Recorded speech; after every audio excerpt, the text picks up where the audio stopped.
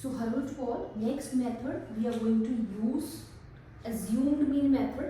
तो assumed mean method use करेंगे arithmetic mean को कैलकुलेट करने के लिए। 3 तरीके की अलग अलग सीरीज रहती है, individual, discrete and continuous series.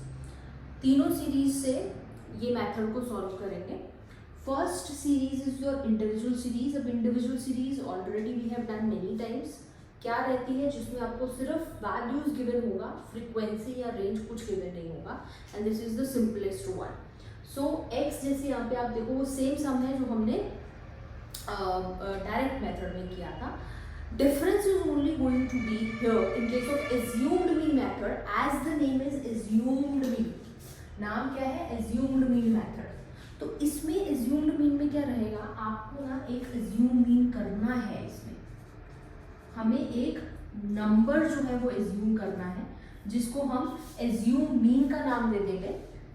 So any number we are going to assume it and we are going to say it assume mean, और we can say we are going to take assume number from there.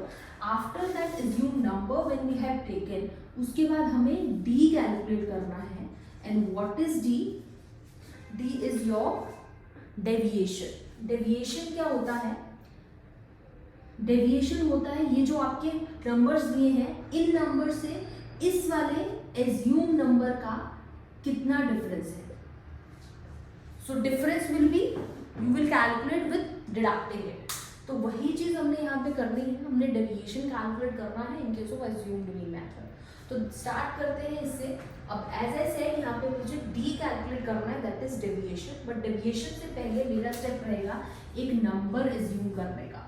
तो I can take any number, कोई भी इन पांचों में से कोई भी number आप ले सकते हैं। तो I am taking this the first one, उसको मैं थोड़ा हाईलाइट कर देती हूँ। This number I am going to take as A, इसको मैं एज्यूम करने वाली हूँ, ठीक है। तो डेविएशन कैसे पता चलेगा कि हर नंबर का कितना डेविएशन है उस नंबर से जो हमने एज्यूम किया है, ठीक है। सो हर ये नंबर्स को हम क्या बोल रहे हैं, x, और डेविएशन क्या देखना है हमने, a से। So this is going to be your formula for calculating d, that is deviation. So 3 -3 हो जाएगा, क्योंकि 3 ही नंबर है, 3 ही एज्यूम्ड मीन है। 3 - 2 हो जाएगा, 3 - 1, 5 सॉरी गलत लिख दिया मैंने, x पहले आएगा। 2 - 3, 1 - 3, 5 - 3 and 4 - 3। So this is how it is going to be। इसको कैलकुलेट कर लेते हैं। This is going to be 0, this is -1, -2, 2 and 1। ये नंबर्स आ गए यहाँ पे, ठीक है। डेविएशन मेरे पास आ गया, तो मैं डेविएशन को थोड़ा सही से लिख लेती हूँ। 0 - 1 -2 2 1। सो ये मेरे पास डेविएशंस की वैल्यू आ गई है, ठीक है जी। So now what I have to do is, I have to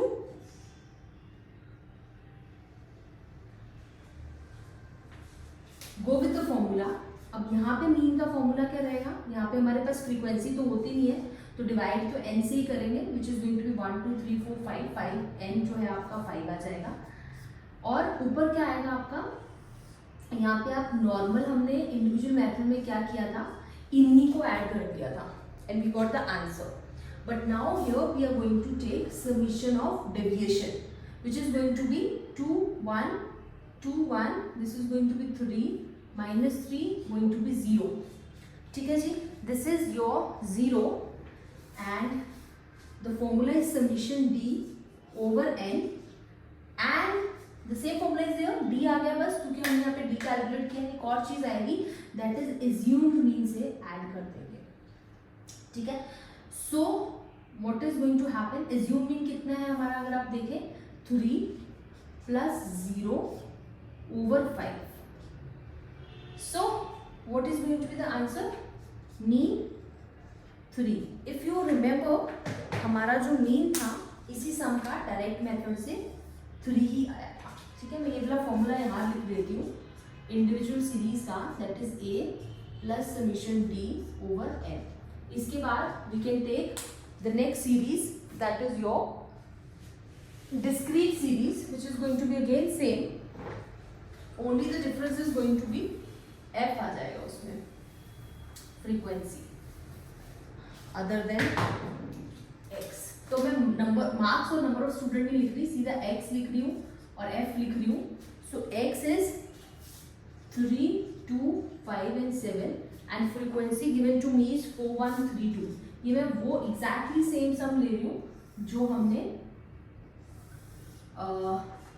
what we have taken in case of your direct method।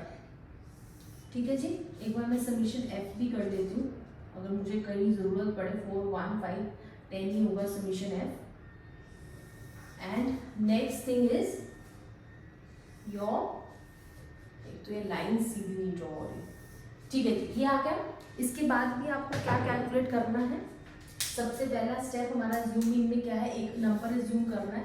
मैं यहाँ पे भी 3 को ही एज्यूम कर रही हूँ। Then I need to calculate D, and what is D? x minus A, यही है मेरा D, x minus A. x कितना है? 3, a कितना है? 3, 2 माइनस 3, 5 माइनस 3, 7 माइनस 3, ठीक है जी। तो मेरा डी आ गया 0, -1, 2 and 4, राइट।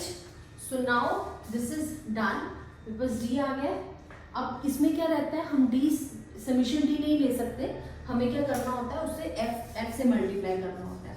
तो डी एफ कह लो या एफ डी कह लो, we are going to take that is going to be your F into 0, that is going to be 0, 1 minus -1, 3 into 2 is going to be 6, 4 into 2 is going to be 8. Similarly, what we need to calculate summation df, which is going to be 8, 6 and -1 is going to be 13. ठीक है जी। So this is your summation this। अब मेरा formula क्या रहेगा? Formula वही है, assumed mean, number की जगह पे हम समीशन एफ लेते हैं और इसकी जगह पे हम ये लेते हैं, ठीक है जी।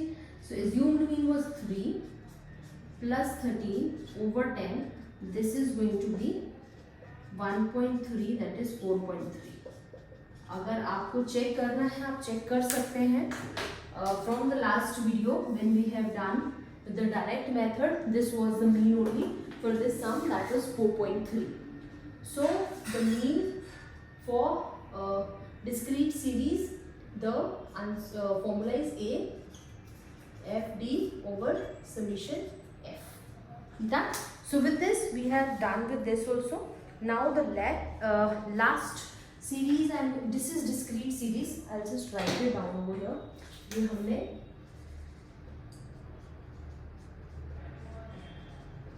डिस्क्रीट सीरीज थी, यहाँ पे आपको रेंज नहीं था और बट फ्रीक्वेंसी था, ठीक है जी। लास्ट फटाफट हम सॉल्व कर लेते हैं। That is your continuous series.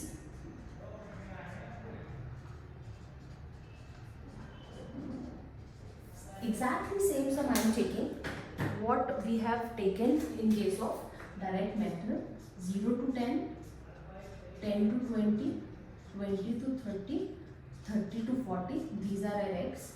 Frequency were there, that were 3, 1, 2 and 4। Summation f कर लेते हैं 5 and 10, ठीक है जी। नेक्स्ट क्या करना है, हमें एज्यूम्ड करना है एक नंबर, लेकिन कंटिन्यूअस में एक इशू रहता है, एज्यूम करने से पहले हमें मिड वैल्यू कैलकुलेट करनी रहती है। तो हम मिड वैल्यू कैलकुलेट कर लेंगे। 10 और 0, 10 की mid value is 5, here 15, 20 and 30 की मिड वैल्यू इज 25, इसकी मिड वैल्यू इज 35। तो ये हमारे पास आ गई मिड वैल्यूज। सो नाउ जो आपका एज्यूम्ड मीन होगा that is going to be from this. तो you can take any number as your assumed mean। I am going to take A, assumed mean 15। Now after that you need to calculate deviation। Deviation will be n minus A, क्योंकि अब यहाँ पे x नहीं है, m है, mid value है, which is going to be 5 minus 15, 5 minus 15 minus 15, 25 minus 15, 35 minus 15। This is going to be -10, 0, 10 and 20, ठीक है जी। d आ गया हमारे पास, ये हमारे पास d की वैल्यूज है। I just highlight it.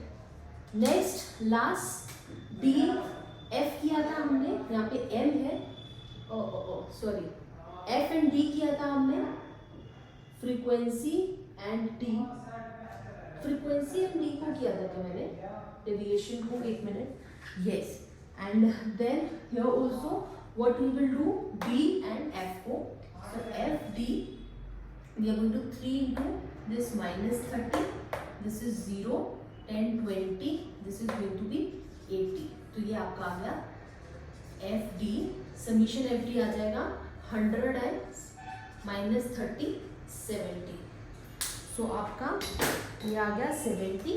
Formula जो है आपका सेम ही होगा, यहाँ पे एग्जैक्टली सेम होगा, that is your a plus समीशन F D over N, and which is a is your 15 plus 70 over 10, which is going to be 15 plus 7.5, 7.0, which is going to be 15, and this is 22.